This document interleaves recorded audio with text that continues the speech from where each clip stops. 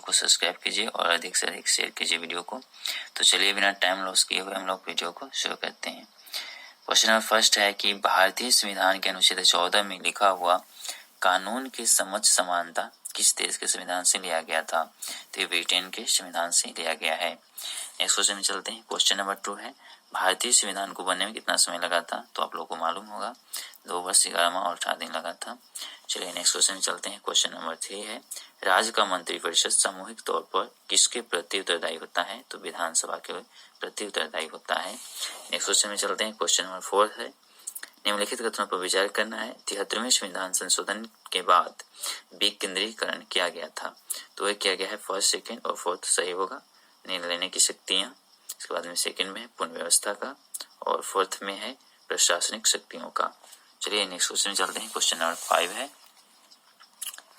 राज्यसभा में प्रतिनिधित्व में शामिल हैं। तो राज्यसभा में एक उपयुक्त में से एक से अधिक होगा, क्योंकि जो भारत के राष्ट्रपति होते हैं इनको द्वारा जो मनोनीत किया जाता है सदस्य वो होता है, और अप्रत्यक्ष रूप से नागरिकों द्वारा जो उनके प्रतिनिधित्व होता है इसके माध्यम से भी सदस्य को चुने जाते हैं। तो दोनों हो जाएगा। चलिए नेक्स्ट क्वेश्चन में चलते हैं। क्वेश्चन नंबर यहाँ पर 6 है निम्नलिखित में से किसका संबंध भारत के सर्वोच्च न्यायालय से है? तो सर्वोच्च न्यायालय में कॉलेजियम प्रणाली भी होता है और मूलाधिकार क्षेत्र भी होता है और अपीलीय क्षेत्र भी शायद शामिल होता है। तो ये तीनों होता है, तो प्रयुक्त से एक से अधिक हो जाएगा।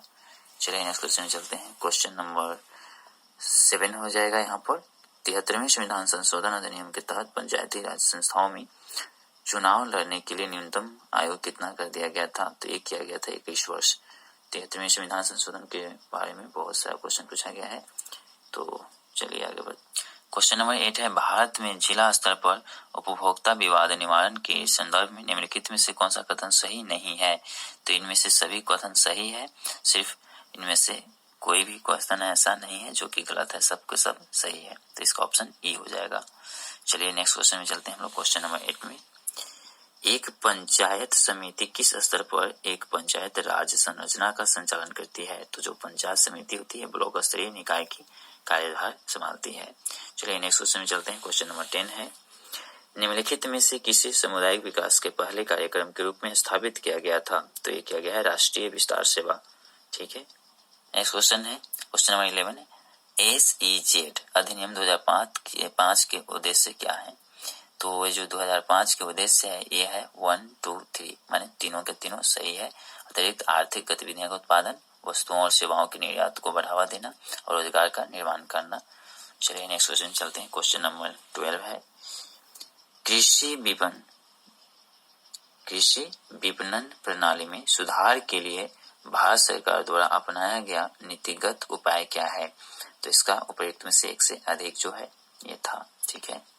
क्वेश्चन नंबर 13 है किस समिति ने प्रतिस्पर्धा अधिनियम 2002 को अधिनियमित करने का सुझाव किया था? तो ये दिया था SBM राघवन समिति। तो राघवन समिति जो है ये दिया था। क्वेश्चन नंबर 14 है सूची 1 और 2 को मिलाना है। तो जो धूसर क्रांति होता है ये धूसर क्रांति उर्वरक माने फर्टिलाइजर से संबंधित है। गुलाबी क्रांति जो होता है ये प्याज का उत्पादन से होता है, तभी का 1 हो जाएगा। इस प्रकार से ऑप्शन नंबर फर्स्ट सही हो जाएगा। और रजत क्रांति में तो अंडा उत्पादन चलता ही है और इसके बाद में लाल क्रांति में आता है टमाटर या मांस उत्पादन। ठीक है। नेक्स्ट क्वेश्चन में चलते हैं हम लोग। क्वेश्चन नंबर 15 है निम्नलिखित में से कौन सी पंचवर्षीय योजना मानव संसाधन विकास पर केंद्रित था? तो इनमें से कोई भी ऐसा नहीं है पंचवर्षीय योजना जो कि मानव संसाधन पर विकास पर उसका केंद्रित किया गया था। चलिए नेक्स्ट क्वेश्चन है क्वेश्चन नंबर 16 है भारत के निम्नलिखित में से किस राज्य ने अप्रैल से सितंबर 2022 के दौरान उच्चतम प्रत्यक्ष विदेशी निवेश, ठीक है, माने FDI इक्विटी के रूप में प्राप्त की थी? तो इक्विटी यहाँ पर होगा, इक्विटी के रूप में प्राप्त किया था। तो कर्नाटक क्या है? ठीक है। नेक्स्ट क्वेश्चन में हम लोग चलते हैं, आगे बढ़ जाते हैं। 17 किस बजट में वित्त मंत्री ने उदारीकृत विनिमय दर प्रबंधन की प्रणाली की घोषणा की थी? तो ये किया गया है यूनियन बजट 1992 से 1993 के। चलिए क्वेश्चन नंबर 13 है 18 आ जाएंगे आप लोग। 18 में पंचवर्षीय योजना के उद्देश्य निम्नलिखित में से कौन से थे? तो इनमें से कोई भी नहीं था।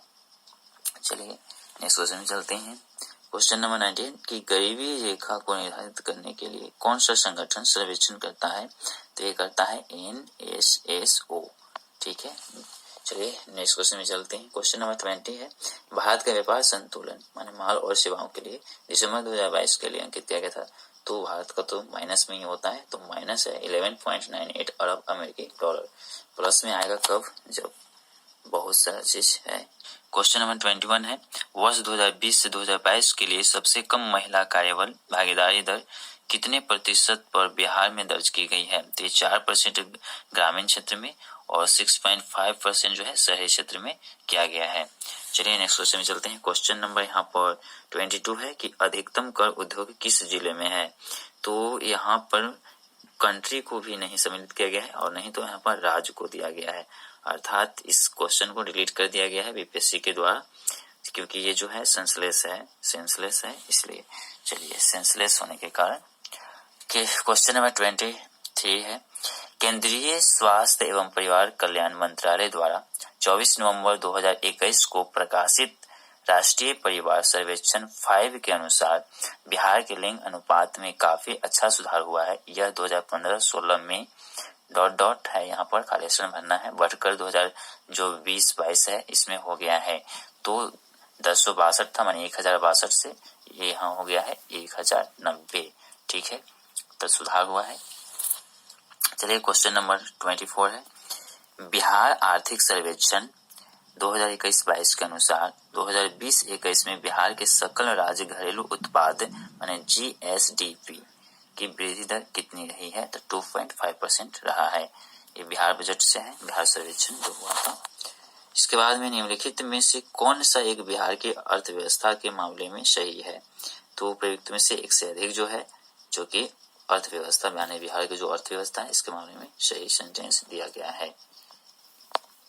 क्वेश्चन नंबर 26 है प्रथम बार संघर्ष के तरीकों के रूप में स्वदेशी एवं बहिष्कार किसके द्वारा अपनाए गए थे? ये बंगाल विभाजन के दौरान अपनाया गया था।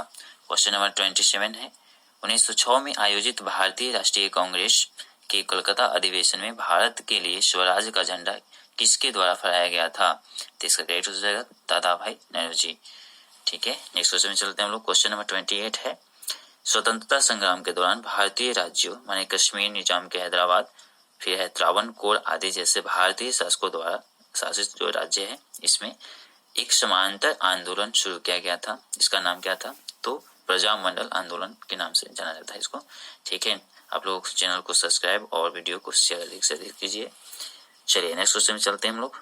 29 है भारतीय स्वतंत्रता संग्राम के बारे में निम्नलिखित में से कौन सा कथन सही नहीं है? तो इसका ऑप्शन सी सही हो जाएगा। वर्ष 2021 में महात्मा गांधी को गिरफ्तार कर लिया गया था, तो ये सेंटेंस सही नहीं है। क्वेश्चन नंबर 30 है अब्दुल कलाम आजाद के द्वारा किस पत्रिका को संपादित किया गया था? तो अल हिलाल जो है इसको किया गया था। चलिए नेक्स्ट क्वेश्चन है क्वेश्चन नंबर 31 है 19वीं शताब्दी के अंत में इतिहास के अध्ययन ने भारत में राष्ट्रीयता की भावना पैदा करने में किस प्रकार मदद की थी? तो इसमें से एक से अधिक जो है कारण था, सेंटेंस सही है। चलिए नेक्स्ट क्वेश्चन में चलते हैं। क्वेश्चन नंबर है 32 नगरों में असहयोग आंदोलन के संबंध में निम्नलिखित में से कौन से कथन सही नहीं है? तो 1 और 2 सही नहीं है ऑप्शन इसका, लेकिन 3 जो है सही